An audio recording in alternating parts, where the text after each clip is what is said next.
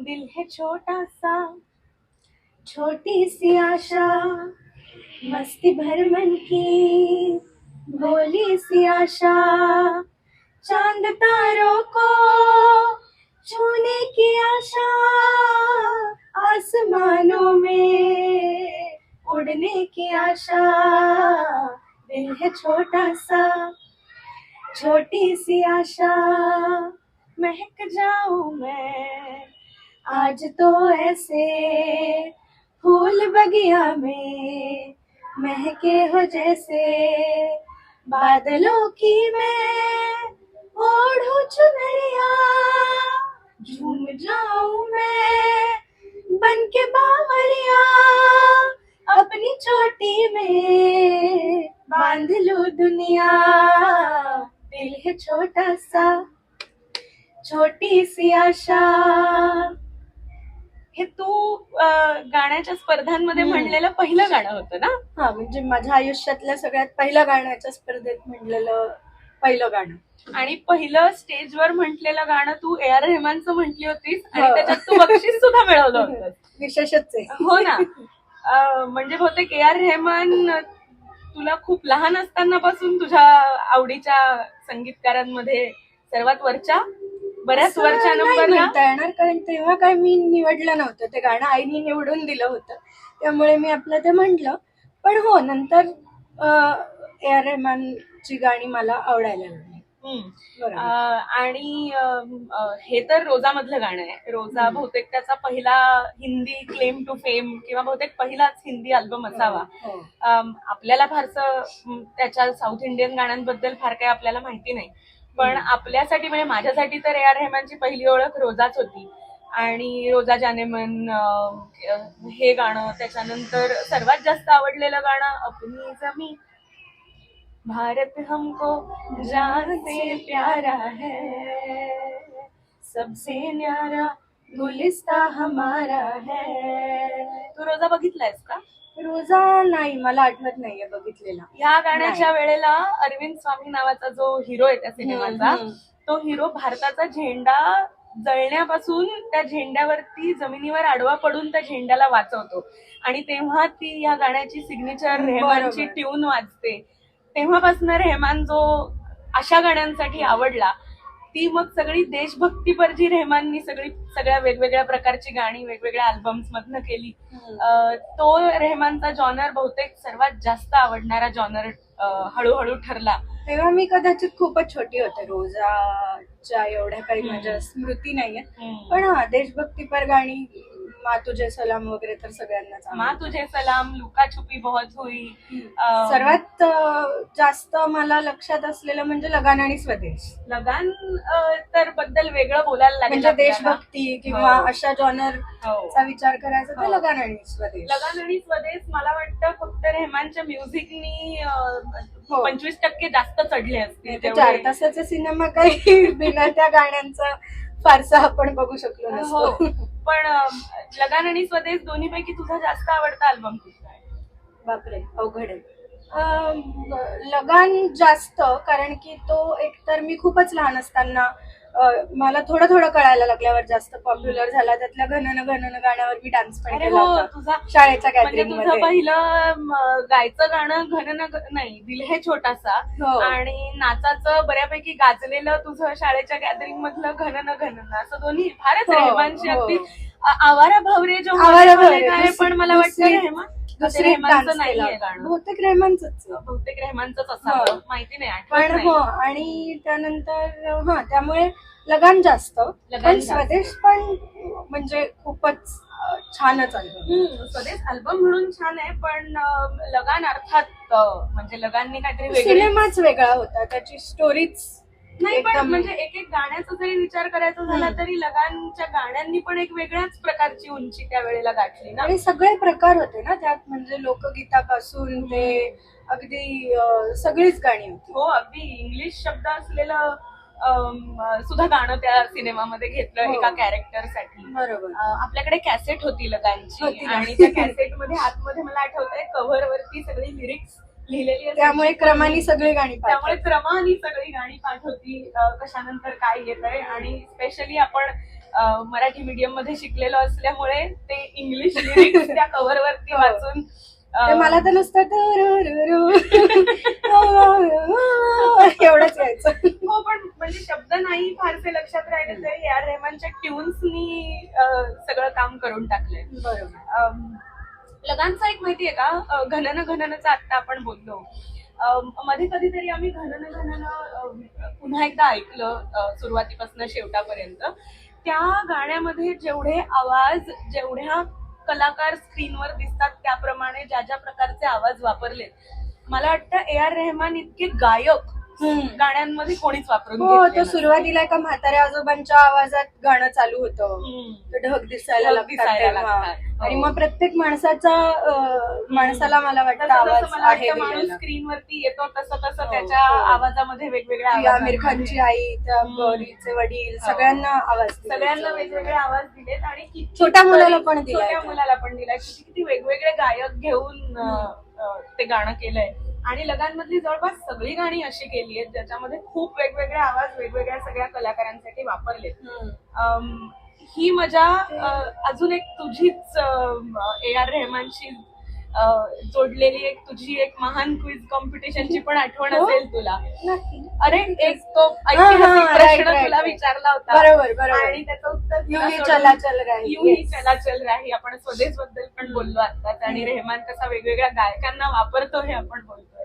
आणि यूं ही चला चल राही ते मध्ये तर फारच भारी आहे. म्हणजे ते सुरू, ते गाडीत कॅसेट लावतात कॅरेवॅनमध्ये. त्यातून येणारा आवाज हम्म. तो एकदम कॅसेट मधून आल्यासारखा तुम्हाला वाटतो सुद्धा, हम्म. अजिबात कृत्रिम नाही वाटत. आणि मग हरिहरन आणि मग उदित नारायण आणि कैलाश कैलाश खेर तिघांचे आवाज. मकरंद देशपांडेला कैलाश खेरचा आवाज आहे मला हो वाटतं. हो हो ना? हो. हा. आणि आलापान्ना उदित हरिहरन. नारायणचा शाहरुखला आहे. आलापान्ना हरिहरनचा आणि तो आवाज आहे. मधनं मधनं कॅसेट मधून येणारा आवाज म्हणून हरिहरनचा आवाज आहे. एकदम म्हणजे फारच हुशारीने केलेलं वापर आहे गायकांचा. गायकांची निवड आणि गायकांचा वापर हे काहीतरी एक वेगळ्याच प्रकारचं डोकं वापरून केलेलं काम आहेच आहे. त्यावरून म्हणजे देशभक्तीपर पण आणि गायकांचा आवाज म्हणून पण रंग दे बसंतीचं टायटल सॉन्ग. दलेर मेहंदी. म्हणजे असंही नाही की तो तेव्हा खूप पॉप्युलर होता, उलट तो बऱ्याच काळ त्याची कुठली गाणी नव्हती आली. म्हणजे बऱ्याच काळ नॉन फिल्मी हा. गाणी केली, पॉप्युलर झाली, त्यानंतर प्रसिद्धीच्या बाहेर दलेर मेहंदी होता. अचानकच दलेर मेहंदीला घ्यावंसं वाटलं. आणि मला वाटतं कोणी ए आर रेहमान फॅन्सनी कधी इमॅजिनही केलं नसेल की रेहमान दलेर मेहंदीला घेऊन हो. एखादं गाणं करेल. म्हणजे दोघं अगदी पोल सपाट लोक वाटतात, पण पण रंग दे बसंती आता तुम्ही दुसऱ्या कोणाच्या आवाजात इमॅजिन करू नाही, शकत अजिबात नाही. हो की नाही? नाही. तसंच दलेर मेहंदीचं बोलतोय आपण, तसंच दलेर मेहंदीच्या भावाला पण ए आर रेहमाननी हो, वापरलंय. कोणतं गाणं? हीर तो बडी अरे हा. सैड, हाय हाय आजकल व्हेरी बॅड. Yes, ते चांगलं पण आहे. ए आर रेहमान दलेर मेहंदीला वापरेल एक वेळ, पण ए आर रेहमान मिकाला वापरून घेईल असा विचार आपण कधीच केला नव्हता. अजिबात नाही. पण त्यामुळे तमाशा तसं मला थोडा ओव्हर रेटेडच अल्बम वाटतो. मला तमाशा मध्ये गायकांच्या चॉईस साठीच पुन्हा तमाशा मला बरोबर. जास्त आवडतो.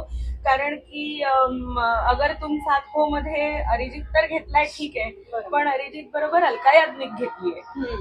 आणि ते मला वाटतं कदाचित असं दीपिका थोडी ट्रॅडिशनल matured आणि ट्रेडिशनल दाखवण्यासाठी आणि म्हणून कदाचित ते कॉम्बिनेशन केलं असेल, पण मस्त जमलंय. पण तेच ते कॉम्बिनेशन पुन्हा असंच आहे ना, अरिजित आणि अलका याज्ञिकला रणबीर आणि दीपिका अशा कॉम्बिनेशन साठी वापरणं अनइमॅजिनेबल आहे. श्रेया घोषालला वापरलं असतं कदाचित, कोणीही म्हणजे. पण कोणीही वापरलं असतं, पण अलका याज्ञिकचा वापर केला. त्यामुळे गायकांचा वापर ही मला वाटतं आणि त्याच्या टॉपमोस्ट लेवलला पोहोचलाय तो लुकाछुपीमध्ये लता ते मंगेशकरांना तर काय म्हणजे त्याबद्दल कायच बोलणार आहे. हो, लता म्हणजे. मंगेशकरच थेट गायला त्यांनी आणल्या म्हणल्यावर तिथे आपलं बोलणं बंद. हो, म्हणजे स्क्रीनवर वहिदा रहमान आणि वहिदा रहमानच्या इमोशन्सना दाखवणारा आवाज म्हणून लता मंगेशकर याच्या इतकं परफेक्ट कॉम्बिनेशन दुसरं असूच शकत नाही. आणि माधवनला स्वतःचा आवाज या रेहमानचा बऱ्यापैकी चांगला गेलाय. बऱ्यापैकी चांगला गेलाय आणि ते सगळ्या त्या इमोशनला, त्या रंग दे बसंतीच्या इमोशनला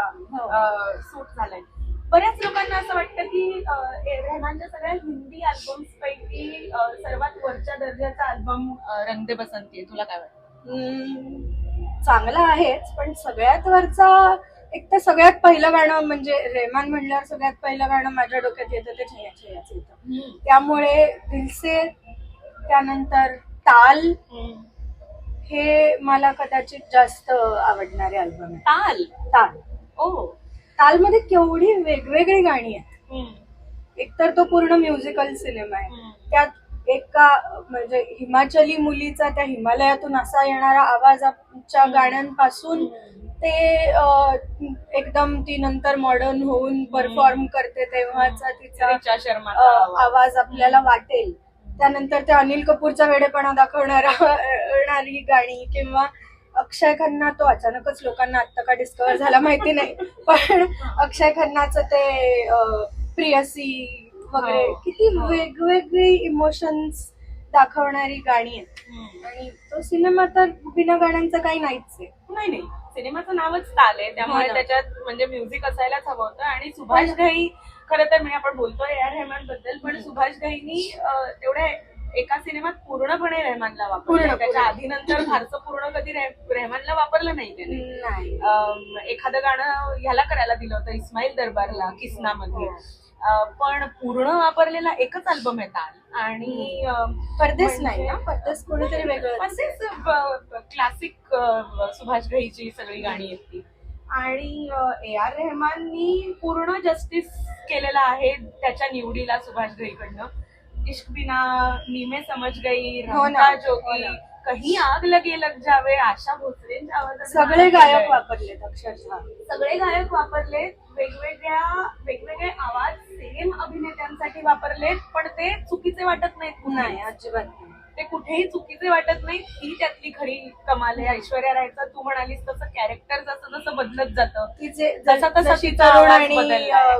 म्हणजे काय नाही असताना जो आवाज आहे, त्यानंतर तिने जग बघितल्यानंतर म्हणू शकतो आपण झालेला तिच्यातला बदल आणि तिच्यात आलेला ऍटिट्यूड, हे सगळं त्या वेगवेगळ्या आवाजांमधनं दाखवलंय एक प्रकारे असं म्हणू शकतो. पण त्यामुळे ताल मला आवडतो. आणि दुसरं म्हणलं होतं मी, तू म्हणालीस दिलसे. दिलसे तर म्हणजे काय विषयच नाही. दिलसेचा म्हणजे ए आर रेहमानची पहिली 10 गाणी काढायची झाली तर मला वाटतं त्यातली 2-3 गाणी दिलसेचीच येतील. म्हणजे जेनझीच्या भाषेत A R Rahman peak that Dil Se, Dil Se. कारण की Chaiyya Chaiyya is the only song. म्हणजे छैया छैयाला काही तोडच नाहीये. म्हणजे ते जय हो बेहोला ऑस्कर मिळू दे, पण आपल्यासाठी ए आर रेहमान म्हणजे छैया छैया. आपल्यासाठी ए आर रेहमान म्हणजे छैया छैया. आणि त्या गाण्या इतकं उच्च कोटीला काही पोचलेलंच नाहीये दुसरं आजपर्यंत. बाकी सगळं तर अनइमॅजिनेबल केलंच आहे. म्हणजे रेल्वे गाडीवर नाचवलंय, मलायकाची डिस्कव्हरी झालीये, गुलजारांनी काय लिहिलंय, पण रेहमाननी सगळं रिव्होल्युशनरी केलंय. सगळं रिव्होल्युशनरी आहे. आणि ते गाणं इतकं आता आपल्या रुटीनचा भाग झालाय. ते नाही ऐकलं तर आपल्या ट्रिप्स पूर्ण होत नाही, ते नाही ऐकलं तर कुठली हाऊस पार्टी पूर्ण होत नाही, ते नाही ऐकलं तर कुठली डीजे नाईट पूर्ण होत नाही. छैया छैयावर गुडघे जमिनीवर टेकवून बसून जोपर्यंत आपण असे लग्नाची संगीत, कॉलेजची गॅदरिंग, काही छैया छैयाशिवाय पूर्ण होत नाही. त्यामुळे ऑफकोर्स म्हणजे, आणि असं नाही की ते मध्ये 20 वर्ष कोणाला आठवतच नव्हतं, अचानकच रॅन्डमली जुनं एक फ्लॉप गाणं, हल्ली जसा ट्रेंड आलाय कुठली तरी फ्लॉप गाणी अचानकच हिट होतात आणि लोकांना ती क्लासिक वाटायला लागतं. तसंही नाहीये. ते थ्रू आउट जेव्हा आलं तेव्हापासून मला वाटतं वाजवतोच आहे आपण. 98 साली आलाय दिलसे, तेव्हापासून आपण आजपर्यंत वाजवतोच. प्रत्येक वेळी कारमध्ये बसल्यावर छैया छैया वाजवायलाच लागतो. तसं प्रत्येक वेळी कारमध्ये बसल्यावर दिलसे टायटल सॉन्ग सुद्धा वाजवायलाच लागतं. सतरंगी रे काय गाणं आहे. म्हणजे आपण त्या गाण्याला सोनू निगमचं गाणं म्हणून जास्त लक्षात ठेवतो, पण ते आहेच, पण त्याचं गाणं आहेच अर्थातच आहे. पण त्यात ए आर रेहमानचं पण कौतुक आहे की त्यांनी ते सोनू निगमचं गाणं होऊ दिलं. सोनू निगमच्या आवाजातलं जे निघालं पाहिजे बरोबर रसायन, ते काढून घेण्याचं काम केलं. आणि त्यामुळे ते सगळे 7 रंग जे काही दाखवलेत त्या आवाजाच्या वेगवेगळ्या छटांमधनं, त्याला काही तोडच नाही. त्यामुळे Dil Se is where of course Rahman पी. जिया जले जान जले तर आहेच अजून एक. त्यामुळे ऑफकोर्स दिलसे असावा त्याचा टॉप रेटेड अल्बम. पहिल्या नंबरचा तुझ्यासाठी दिलसे कदाचित. नंबर ठरवता नाही येणार मला, पण दिलसे आणि ताल ताल मला वाटतं आणि रंग दे बसंती वरच्याच नाही? नंबर. रंग दे बसंती आहेच, हम्म. पण रंग दे बसंती मधली काही गाणी मला तितकी गाणी वाटत नाही. हम्म. पाठशाला वगैरे ठीक आहे, त्या सिनेमाच्या मूडला आणि सिनेमाच्या स्टोरीला ती अगदी परफेक्ट सूट होतात. पण नुसता सिनेमा वेगळा काढून गाण्यांचा अल्बम म्हणायचं तर मग मला ती गाणी तितकीशी स्मरणीय नाहीयेत. म्हणजे विसरू शकता तुम्ही पाठशाला वगैरे किंवा इव्हन ते रुबरू रूबरू. हा, विस्मरणात जाण्यासारखी गाणी आहेत, पण सिनेमाला परफेक्ट जाणारा अल्बम तो नक्कीच आहे. अर्थातच बरोबर आहे. सिनेमाला परफेक्ट जाणारा अल्बम आणि एक वेगळा जॉनर तयार करणारा अल्बम म्हणून आणखीन एक रेहमानचा जगाला आवडणारा आणि सिनेमा बरा वाईट वेगवेगळी मतं आहेत त्या सिनेमाबद्दलची, पण अल्बम बद्दलची सगळ्यांची सगळ्यांचं एकमत असेल. आणि पुन्हा एकदा तुला रेहमान आवडतो किती वेगवेगळ्या प्रकारे तुझ्याशी असोसिएटेड आहे. बराच काळ रेहमानच्या पिक्चर मधली एक ट्यून तुझ्या फोनची रिंगटोन होती आणि त्या पिक्चर बद्दल मी बोलतीये. रॉकस्टार सगळ्यांचा आवडता सिनेमा पेक्षाही सिनेमाचा अल्बम सर्वात जास्त आवडता लोकांच्या आहे. आणि मला वाटतं पहिले 3-4 काढायचे असतील तर रॉकस्टार त्याच्यात यायलाच पाहिजे. सिनेमा मला रादर अजिबातच आवडला नव्हता, म्हणजे मला अगदीच नव्हता आवडला, पण सगळी गाणी मला आवडली होती. हो, एकूण एक म्हणजे अगदी ते कतिया करू पासून ते सगळी गाणी. आणि ते डायकोटॉमी ऑफ फ्लेम तर माझा खूप काळ रिंगटोन होता. हो, डायकोटॉमी ऑफ फ्लेम.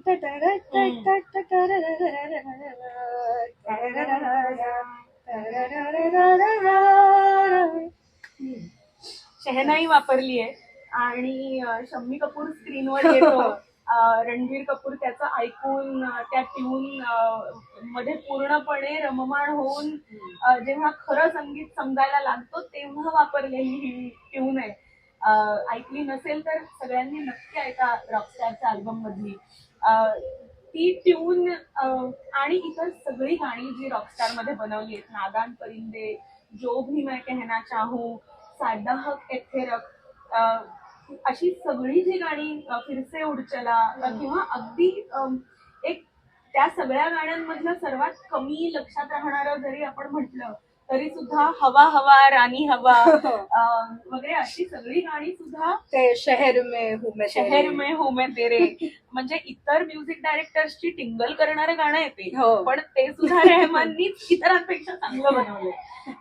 ही बहुतेक तरी स्पेशालिटी आहे रेहमानची, की जेव्हा तो इतरांसारखं करायला. आणि मला वाटतं रॉकस्टार कदाचित बराच काळ त्याची खूप चांगली गाणी नव्हती आली आणि त्यानंतर अचानक रॉकस्टार आला आणि ती गाणी मध्ये ब्लू वगैरे असे पडेल सिनेमे आणि त्याचे पडेल अल्बम येऊन गेले. त्यातली काही गाणी बरी होती, पण बरी होती म्हणजे रेहमानच्या स्टँडर्डची. युवराज आणखीन एक सिनेमा जो सुभाष घईने पूर्णपणे रेहमानला घेऊन केला, पण तो सिनेमा इतका वाईटच होता की गाणी त्याला वाचवू नाही शकली.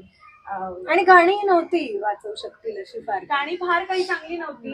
प्रत्येक संगीतकारासारखा रेहमानचाही तसा बॅड पॅच येऊन गेलेला आहे आणि त्या बॅड पॅच मधले हे काही सिनेमे अर्थातच आहेत, पण तरी अगदी प्रत्येक अल्बम मध्ये एखादं डेफिनेटली बरं गाणं होतं. पुकार एक होता रेहमानचा, त्यातही 1-2 बरी गाणी म्हणावी अशी बरी गाणी होती. पण म्हणजे हे 10, 12, 15 सिनेमे आपण जर म्हणालो, आत्ताच्या काळाबद्दल तर बोलू आपण नंतर, कारण की ऑफकोर्स आहेतच बरेचसे सिनेमे रेहमाननी केलेले. चमकीला केला एवढ्यातल्या एवढ्यात रेहमाननी, तो त्याच्याबद्दल बऱ्याच लोकांनी खूप चांगलं लिहिलं आणि बोललं आणि ती गाणी होतीच चांगली. पण हा जो काही एक मधला काळ होता रेहमानचा, तो मला वाटतं सर्वोच्च गाण्यांचा काळ होता हिंदी सिनेमांसाठी सुद्धा. आणि सगळ्या नदीम श्रवण आणि जतीन ललित आणि आनंद मिलिंद वगैरे अशा सगळ्या संगीतकारांनी पिचलेलो आपण फायनली वर आलो आणि चांगली गाणी आपल्याला, वेगळी गाणी आपल्याला मिळायला लागली. मला रेहमान आठवतोय माहिती झालेला आणि ओळखू आलेला. गाणी तर ऐकलीच गेली होती अर्थात बरीचशी, पण एक आठवण खूप जवळची इंटरेस्टिंग अशी आठवण आहे. तुला आठवत असेल आपल्या घरी सीडी प्लेअर नवीन आले होते हो. तेव्हा, आणि आपल्या घरी सीडी प्लेअर आणला होता त्याच्यामध्ये 3 वेगवेगळ्या सीडीज एका वेळेला लागायच्या, आणि त्या सीडी प्लेअर बरोबर काहीतरी 4-5 काहीतरी सीडीज फ्री मिळाल्या होत्या, आणि त्या फ्री सिरीज तुम्हाला निवडता येणार होत्या. त्यात निवडून म्हणून आपण आणि आपल्या आईने आपण निवडून म्हणून एक A.R. रेहमानच्या गाण्यांची सीडी आणली होती, आणि त्या सीडी मध्ये जी बेस्ट ऑफ रेहमान म्हणून त्या काळची जी रेहमानची गाणी होती, ती गाणी खरं तर रेहमान हा इतर सगळ्यांपेक्षा किती वेगळा आहे हे याची आपल्याला ओळख करून देणारी होती. कारण त्याच्यामध्ये मुक्काला मुकाबला, टेलिफोन धुन में हसने वाली, अशा प्रकारची सगळी अनहर्ड ऑफ उर्वशी अशी आपण कधी ह्या प्रकारची गाणी ऐकलीच नव्हती ह्याच्यापूर्वी हिंदी सिनेमांमध्ये. मेलबोर्न मछली मचलने वाली वगैरे अशा सारख्या लिरिक्सना सुद्धा गेयता एका प्रकारची प्राप्त करून दिली. मेडोना है ये नताशा, झाकीर हुसेन तबला तू है क्या, वरती तबला वाजतो, अशी सगळी गाणी आपण ऐकली. त्या सीडी मध्येही होतं, आणि आपण एक विसरलो जो माझा खरा रेहमानचा बऱ्यापैकी पहिल्या 5तला 3तलाही कदाचित आवडता अल्बम आहे. पुन्हा जुनाच सिनेमा तो म्हणजे रामगोपाल वर्माचा रंगीला. पुन्हा एक असाच वेगळ्या प्रकारचा प्रयोग जो पुन्हा कधीही कोणी केलेला नव्हता, आणि अशी गाणी येतील ज्याच्यात पुन्हा रेंज बघ किती वेगवेगळी. तन्हा तन्हा यहाँ पे जीना, हायरा माये क्या हुआ, पासून क्या करे क्या ना करे ये कैसे मुश्किल है, हे कदाचित म्हणजे संगीत याई रे पण याई ना. रे याई रे नाही, पण क्या करे क्या ना करे संगीत शिकणाऱ्या बिकणाऱ्या लोकांना हे गाणंच नाहीये असंही वाटू शकतं कदाचित. नाही, पण त्यापूर्वी अशी भरपूर गाणी येऊन, अशी म्हणजे अशा प्रकारची भरपूर गाणी येऊन गेली असतील कदाचित. पण रंगीला बरोबर, रंगीला सुद्धा वेगळा प्रयोग होता. वेगळा प्रयोग, आणि इतक्या early in the Hindi career रेहमाननी तो केला, आणि तो इतका सक्सेसफुल झाला की पुन्हा आजही आपण ती गाणी ऐकतो. तन्हा तन्हा यहाँ पे जीना हे गाणं आज पण ऐकलं जातं. उर्मिला मातोंडकरची ओळख तयार झाली आहे त्या गाण्यानी जवळपास. तर रंगीला सुद्धा एक वरच्या दर्जाचा रेहमानचा प्रयोग मानायला हवा. तमाशा तू म्हणालीस ओव्हर रेटेड, तुला अजून कोणता वाटतो रेहमानचा? वाटतो कुठला ओव्हर रेटेड अल्बम? हो, तो अभिषेक बच्चन आणि ऐश्वर्या, गुरु रेहमानचाच आहे ना. गुरु मला खूप ओव्हररेटेड वाटतो. ती त्याची सगळी गाणी मला ओव्हररेटेड वाटतात. म्हणजे आवडू शकतात कोणाला, पण मला ती तितकीशी अपील होणारी किंवा स्मरणीय वाटत नाही. मला बरसोरे मेघा मेघा आवडतं, निव्वळ एका कारणासाठी की ते कोणी गाऊच शकत नाही. खूप गायिकांनी वेगवेगळ्या रियालिटी शोज मध्ये वगैरे प्रयत्न करून झालाय, पण ते गाणं लाईव्ह कोणी गायला घेतलं की ते गद्यच वाटायला लागतं, किंवा बेसूर तरी वाटायला लागतं. पण तुम्ही जेव्हा ते रेकॉर्डेड ऐकता तेव्हा ते तुम्हाला पावसात घेऊन गेल्यासारखं जवळपास फिलिंग देतं. त्यामुळे बरसोरे मेघा मेघा तो मला वाटतंय के.आर. रेहमानचा खूप मोठा गुण आहे की त्याच्या सगळ्या गाण्यांमध्ये आजूबाजूचं वातावरण बरोबर कॅप्चर किंवा रिफ्लेक्ट होतं. हो, म्हणजे एखादं हिमाचली मुलगी गात असते तेव्हा जसा इको यायला पाहिजे, किंवा तुम्हाला हिमालयातून आवाज येतोय असं वाटावं, किंवा कोणी पावसात उभं राहून गात असेल तर तसं वाटावं. ते हे सुद्धा तालमधलं प्रियसी सुद्धा तसंच आहे. तो हो स्केटिंग करत पावसात करतोय आणि प्रेयसीची आठवण येतेय, हे इतकं तुम्हाला जाणवतं की तुम्ही घरात बसून पण ते ऐकलं. थंडी पाऊस तुम्हाला सगळं फील करवता येतं त्याला त्याच्या गाण्यांमधून. हा एक गुण आहे. त्यासाठी वेगवेगळी वाद्य वापरणं, वेगवेगळे इफेक्ट्स वापरणं, हे आणि त्या सिच्युएशनला जातील असे गायक वापरणं. इतके वेगवेगळे गायक मला नाही वाटत कोणी वापरले असते. नाही, इतक्या रेंजच्या वेगवेगळ्या गायकांना, आणि इतके सगळे गायक त्याच्याकडे गायले. म्हणजे लता मंगेशकर जेव्हा नव्या संगीताला फारसं काही चांगलं म्हणायच्या नाहीत आणि फारशा कोणाकडे गायच्या नाहीत, तेव्हा त्या फक्त रेहमानकडे गायच्या आणि गायल्या आहेत. आणि त्या लुकाछुपी गाण्याबद्दल त्या खूप वेळा बोलल्या. त्यामुळे लता मंगेशकरांपासून मिकापर्यंत सगळ्यांकडनं गाऊन घेतलंय, आणि ते सगळं परफेक्टली फिट आहे जिथे जिथे त्या गायकांच्या निवडी केल्या आहेत. मला ओव्हर रेटेड वाटणारा आणखीन, किंवा मला एक बऱ्यापैकी ओव्हररेटेड वाटतो असा एक अल्बम म्हणजे सिनेमा सुद्धा आणि अल्बम सुद्धा रेहमानचा जोधा अकबर. तो तर म्हणजे माझ्या दृष्टीने मला ती गाणी रेहमानची गाणी वाटतच नाहीत. इतकी बऱ्यापैकी मला ती गाणी आवडत नाही. एक तर मला त्या सिनेमाचा वेगवेगळ्या लेवल्स ना मला प्रॉब्लेम आहे त्या सिनेमाशी. म्हणजे काहीतरीच गोष्ट दाखवण्यापासून ते काहीतरी भलताच नरेटिव्ह दाखवण्यापासून ते गाण्यांपर्यंत गाणी अगदी सपक आहेत. म्हणजे गाणी अगदी रेहमानची कहने को जश्न बहारा वगैरे अगदीच ती सपक गाणी आहेत. म्हणजे कोणीही दुसरा करू शकला असतं अशी ती गाणी आहेत. पण तरी मला वाटतं जर त्यांनी जावेद अलीला वापरले. हो ना. हो जावेद अलीला वापरलंय आणि बेला शेंडेलाही वापरलंय एका गाण्यामध्ये. वेगवेगळे गायक वापरणं हा एक खरोखर पण तरीही म्हणजे जोधा अकबरची गाणी तसं बघायला गेलं तर मला जरा ओव्हररेटेड वाटतात. ती एवढी काही रेहमान सिग्नेचर गाणी मला वाटत नाही.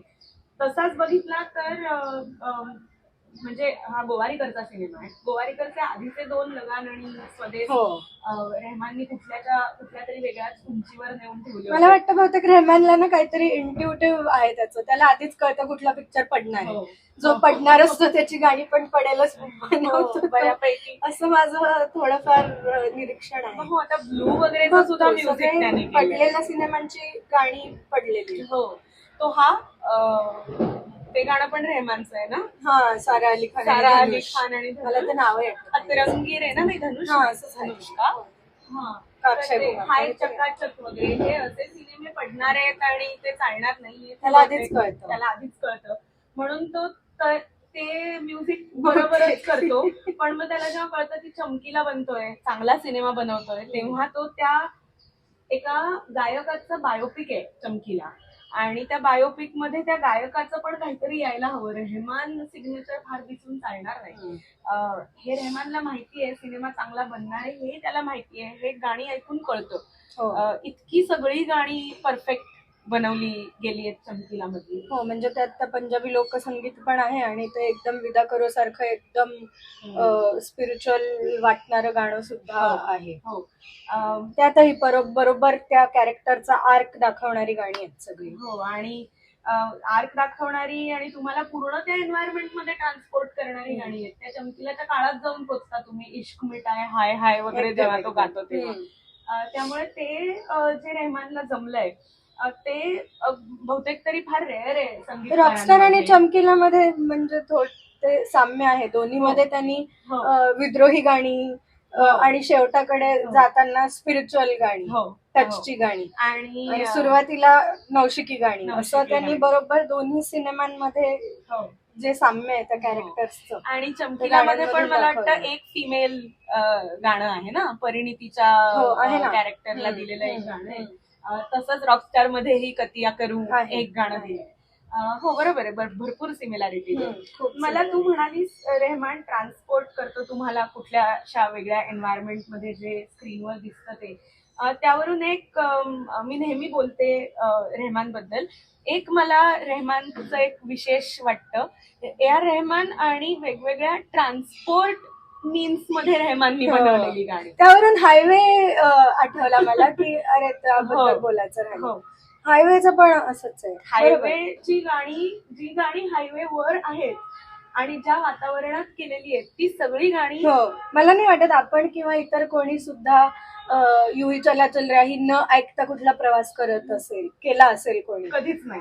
प्रवास म्हणला की ते गाणं लागतंच. प्रवास म्हणला की युही चला चल लागतं कारण की गाडीच्या लयीला त्या गाण्याची लय मॅच होते. तसंच हायवे मधलं सुद्धा माहीवे आणि पटाखा गुड्डी ही गाणी रोड ट्रिप मध्ये लागतात. कारण की ती रोड ट्रिपची गाणी इतकी रोड ट्रिपच्या गाण्यांसारखी बनवली आहेत की तुम्हाला त्या वातावरणात तीच गाणी ऐकावीशी वाटतात. दुसरी गाणी आठवत नाही जवळपास. त्यामुळे रेहमान आणि वेगवेगळी ट्रान्सपोर्ट मीन्स हे मला फार माझ्या आवडीचा विषय आहे. तसं बऱ्याच जणांना ते हे पण आवडतं सफरनामा. ते पण ते तमाशा मला फारसं नाही आवडत ते पण बरीच लोक आहेत ज्यांना ते आवडतं. पण पुन्हा तो म्हणजे त्या कॅरेक्टरचा जो काही सगळा प्रवास आहे तो त्या लकी अलीच्या आवाजातनं वापरलाय त्यांनी. लकी अलीचा आवाज वापरलाय तिथे. बरोबर. बाकी कुठले आवाज वापरण्यापेक्षा कुठे स्वतःचा आवाज वापरायचा, कुठे गायकांचा आवाज वापरायचा, हे एका बस मधली, ट्रक मधली, टेम्पो मधली, कॅरेव्हॅन मधलीच गाणी येते सगळी. पण तुम्ही बघाल तर प्रत्येक गाणं वेगवेगळं आहे. प्रत्येक गाण्यात त्या त्या कॅरेक्टरची जर्नी दिसते, पण तरी त्या जर्नीमध्ये तुम्ही पण शेजारी बसलेले असता हो जवळपास. आणि असं कधीच नाही होत जे बऱ्याच म्युझिक डायरेक्टर्सच्या बाबतीत होतं की त्यांच्या आत्ताच्या गाण्यांमध्ये आधीच्या गाण्यांचा भास होतो किंवा एका ठराविक साच्यात की ही 4 वाद्य हा माणूस वापरतो किंवा हे 4 गायक हा माणूस वापरतो किंवा हे गाणं ऐकलं अच्छा हे याचं असेल लगेच ओळखू येतं. तसं रेहमानचं गाणं ओळखायला त्याच्या आधीच्या गाण्यांपेक्षा हे काहीतरी वेगळं आहे म्हणून रेहमानचं गाणं असेल असं ही त्याची ओळख आहे. आणि त्यामुळे आपण वाट बघत असतो की म्हणजे आता पूर्ण अल्बम ऐकतो आणि आपण एवढ्या एका कारणासाठी कुठलाही रेहमानचा सिनेमा अनाऊन्स झाला की एक गाणं कधीच ऐकलं जात नाही. आपण बसतो आणि सगळा अल्बम ऐकून काढतो आणि मग आपण त्याविषयी बोलायला लागतो, कारण आपल्याला माहिती असतं की प्रत्येक गाण्यात काही ना काहीतरी सौंदर्य स्थळ आपल्याला सापडणार आहे आणि ती आपल्याला सापडतात सुद्धा. त्यामुळे मला वाटतं की इतके संगीतकार पुढे मागे समकालीन असे वेगवेगळे आलेत, येऊन गेलेत सुद्धा. पण आपण आता बऱ्याच जुन्या काळापासून चालू केलं, 95, 96, 97 सालापासून रेहमाननी हिंदी गाणी बनवायला चालू केली. ती अगदी आता परवा सुद्धा एक अल्बम त्याचा येऊन गेलाय. छावाची गाणी नाही आवडली आहेत अजिबातच, बऱ्याच लोकांना, आपल्यालाही नाही आवडली आहेत. पण छावापर्यंत बरेच अल्बम अगदी आत्तापर्यंत रेहमाननी केलेत. पण अजूनही त्याच्या नावावर सिनेमे खपतायत आणि खपू शकतायत. रेंज मला वाटत नाही कुठल्या संगीतकारांनी. विशाल शेखर लिहिलंय म्हणून थिएटरमध्ये कोणी जाणार नाही मला नाही वाटत. अगदी. पण पोस्टरवर ए.आर. रेहमान लिहिलं असेल तर अच्छा पिक्चर सिरियसली बनवलाय, पिक्चरची काहीतरी एक उंची आहे असं साधारणपणे वाटतं आपल्याला आणि आपण जाऊ शकतो किंवा किमान आपण गाणी ऐकतो तरी आधी. तुला ए.आर. रेहमानचं कुठल्या गायकाबरोबरचं कॉम्बिनेशन सर्वात जास्त आवडतं? बापरे खूपच अवघड आहे. बरं गायक नको सांगू. तुला रेहमानचं कुठल्या डायरेक्टर बरोबरचं कॉम्बिनेशन सगळ्यात जास्त आवडतं?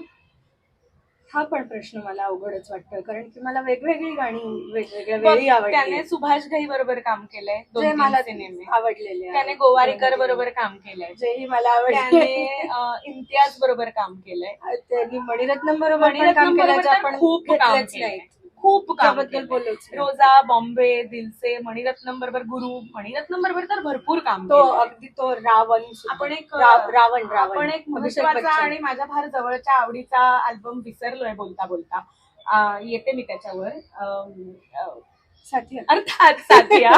मलाही आठवलं आता मणिरत्नम. साथिया खूपच एकदम कमिंग ऑफ एज म्युझिक होतं. कंटेम्पररी न्यू मिलेनियम मध्ये पोहोचवणाऱ्या मुलांना एकदमच आपलं वाटेल असं. किंवा मी 9वीत होते साथिया आला तेव्हा, आणि मला आता आठवत नाही त्या काळात अजून कोणते पिक्चर येत होते किंवा काय काय त्या पिरियड मध्ये आलं होतं. पण साथिया आला आणि एकतर नवा हिरो आला आणि नव्या प्रकारची गाणी आली. सिनेमा बराबराच होता पण नव्या प्रकारची गाणी आली.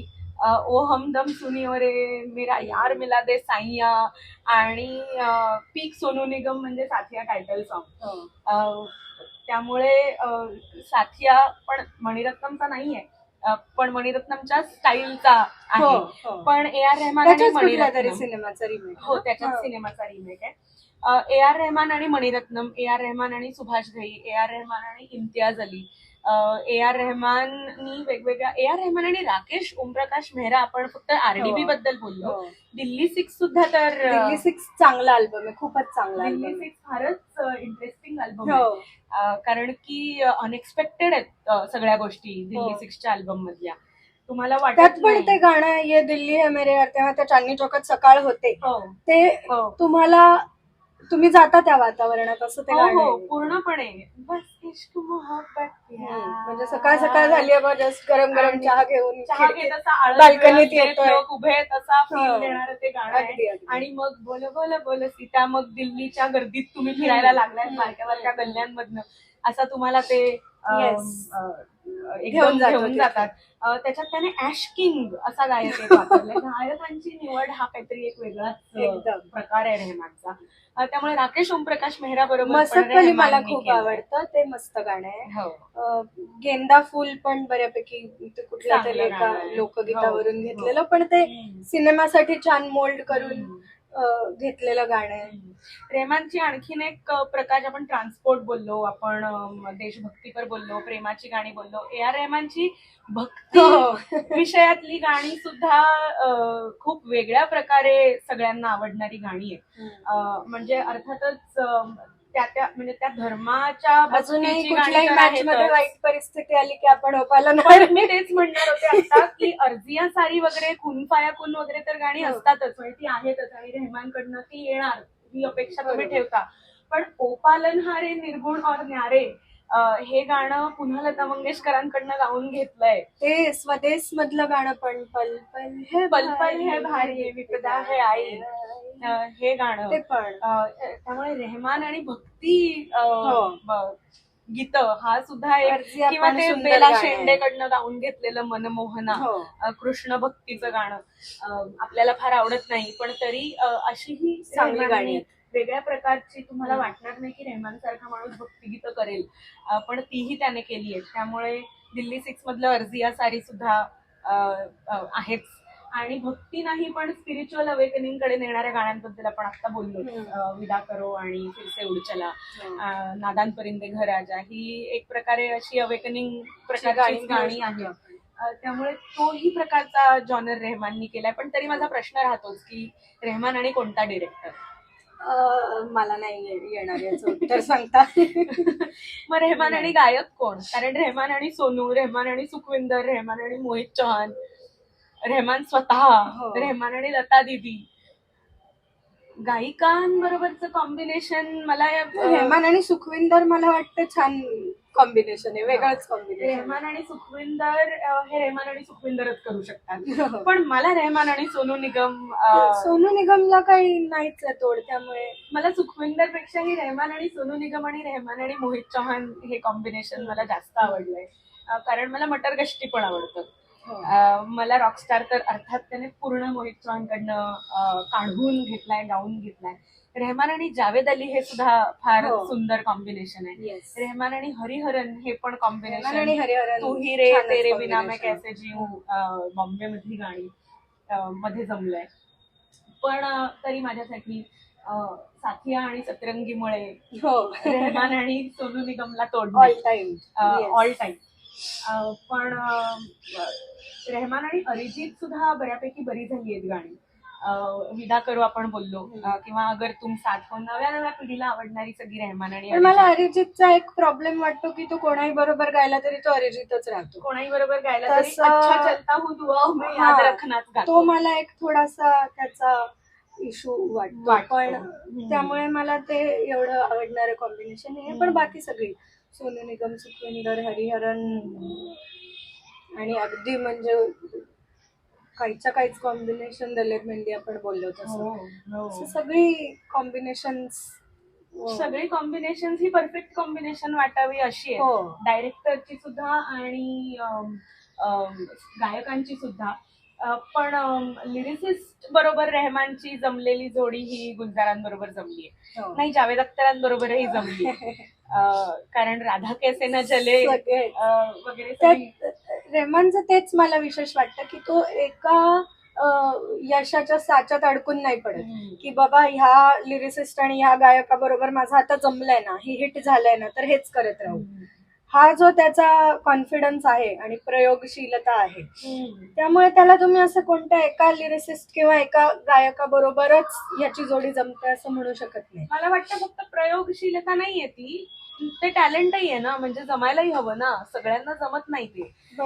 त्यामुळे तेवढं आहे ना. आपण नेहमी काही काही म्युझिक डायरेक्टर्स बद्दल आपण हे बोलतो की याच्याकडचा साठा संपला, पण रेहमानचा संपला असं वाटतं आणि पुढचा अल्बम येतो तो काहीतरी भलताच असतो. हो, तो तुम्हाला शॉक देतो. त्यामुळे त्याचा साठा नाही संपत आहे. बऱ्याच संगीतकारांचा साठा असा कारकिर्दीची 10-15 वर्ष होऊन गेल्यावर संपून गेला तोचपणा जाणवतो. तोचपणा येतो, गाणी एक्सपेक्टेड व्हायला लागतात, जुन्या गाण्यांची आठवण यायला लागते. पण रेहमानच्या एका अल्बम मधल्या 10 गाण्यांपैकी 3 गाणी मिनिमम अशी निघतात. त्याचा काही साचाच नाहीये ना, त्यामुळे म्हणजे गिफ्ट आहे त्याचं, त्याचा काही साचाच नाही. तेच गिफ्ट आहे त्याचं. साचा नसणे हीच त्याची ओळख आहे. साचा नसणं हीच त्याची ओळख आहे आणि त्यामुळे मला वाटतं की A.R. रेहमान सारखा संगीतकार होणारच नाही, शक्य नाही ते. पण A.R. रेहमान सारखा व्हावा असं मला वाटतं. होणार नाही आपण का म्हणायचं, व्हावे, आणखीन व्हावे. रेहमानला कॉम्पिटिशन मिळावी, आपल्याला जुनी गाण्यांचं रिमेक ऐकायला लागू नये. संगीताला जरा, हिंदी सिनेमाच्या संगीताला जरा गरज आहे रिवायवलची. त्यामुळे रेहमान सारखे व्हावेत संगीतकार आणि आपल्याला मिळावी तशी खूप वेगवेगळ्या प्रकारची आणि वेगवेगळ्या मूड्स मधली गाणी ऐकायला. पण रेहमानची उंची आत्ता तरी गाठेल असं जवळपास मला कोणी वाटत नाही जाईल असं. त्यामुळे तो आहे आणि बराच काळ आहे, कित्येक वर्ष झाली आहे आणि मला वाटतं आहेत सिनेमे अनाऊन्स झालेत रेहमानला घेऊन येणारे. तेही सिनेमे असेच करतील आपल्याला सरप्राईज. रेहमान बद्दल बोलत राहिलो तर आपण आपलं निरूपण कितीही वेळ चालू राहील. एक गाणं काढून त्यातली सौंदर्य स्थळ घेऊनही आपण अगदी गप्पा मारू शकू. पण मला वाटतंय A.R. रेहमानचा आज वाढदिवस आहे आणि A.R. रेहमानच्या वाढदिवसाच्या दिवशी आपण त्याच्यासारखा दुसरा संगीतकार तयार व्हावा ह्या नोटवर आपल्या गप्पा, ह्या नोटवर नाही, आपण गाणं म्हणून संपवूया. पण ह्या नोटवर मला वाटतं रेहमानला वाढदिवसाच्या शुभेच्छा देऊन आपण आपल्या गप्पा संपवूया, गाणं म्हणूया शेवटी. आणि आपल्या प्रेक्षकांनाही विचारूया त्यांना कोणती गाणी आवडतात रेहमानची. तुमची टॉप 10 लिस्ट काय आहे ते कॉमेंट्स मध्ये नक्की सांगा. आणि तुम्हाला जाणवलेली रेहमानची सौंदर्य स्थळं रेहमानच्या कॉम्पोजिशन मधली कुठली आहेत. आम्ही वाद्यांच्या वापराविषयी जास्त बोललो नाहीये, आम्ही बऱ्याच रेहमानच्या वेगवेगळ्या अँगल्स विषयी बोललो नाहीये, त्याच्या साऊथ इंडियन गाण्यांविषयी आम्ही बोललो नाहीये कारण आम्ही फार ऐकत नाही. तर तुम्हाला त्यातली कुठली गाणी, कुठली सौंदर्य स्थळं आवडणारी आहेत ते कमेंट्स मध्ये नक्की सांगा. आणि असेच व्हिडिओ श्रेयाला घेऊन अजून करू का रेकॉर्ड, हेही मला सांगा. श्रेयाला घेऊन मला व्हिडिओ करायला नक्की आवडेल, पण कुठल्या विषयावर करू हेही सुचवा. आणि आता आम्ही गातो काहीतरी बऱ्याच दिवसांनी एकत्र आणि व्हिडिओ संपवतो. पण काय गाऊया? जिनके सर हो इश्क की छाओ, पाँव के नीचे जन्नत होगी. जिनके सर हो इश्क की छाओ, पाँव के नीचे जन्नत होगी. शाम रात मेरी कायनात, वो यार मेरा सैया सैया. छैया छैया छैया छैया चल, छैया छैया छैया छैया, छैया छैया छैया छैया चल, छैया छैया छैया छैया. Thank you.